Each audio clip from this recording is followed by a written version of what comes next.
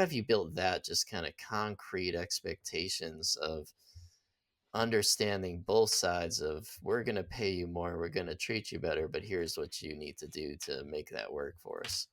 Well, first off, something just came to mind. I love our conversations because they're not scripted, and I never know what you're going to ask me. And that this That's why is it's the called Uncut. there. Thank you. And these are two great questions. I would like to talk to them, speak to them more in more scenarios. But the first is you have to adhere to a very strict cadence of performance auditing.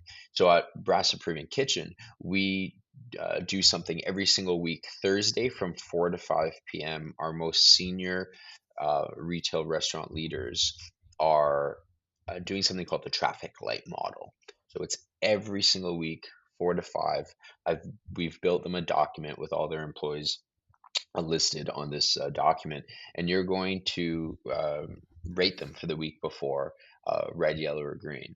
And as you can imagine, red means okay, offboarding. When is that going to happen? Because we've coached them so many times on this matter, we they can't be a part of the company anymore. We've done our absolute best. Yellow is what do we have to coach them on specifically, and we call those learning outcomes. And then green is how are we going to celebrate this person? Is it a promotion that we need to give them? Is it praise? Does this individual like public or private praise? How are we going to do it? But the theme of it, pardon me, is who will do what by when. So they're weekly performance reviews, and it takes no longer than an hour for the leader. 1 hour is 1/40th of a minimum work week. Um, but what that does is it keeps the retention really high. Now, for high performers, they know that they're going to be working in an environment where their great work will not go unnoticed because every week we are keeping our finger on the pulse. So you very much have to kind of smother performance and be on top of it every single week. I reject the idea of yearly performance reviews. There's a Mhm. place for them. But it can't be in isolation from a weekly audit, in my opinion.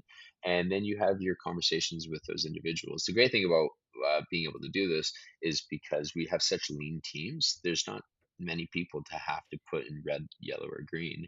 And now the second part to your question about franchising. Yeah, there's co-employer and joint employer law.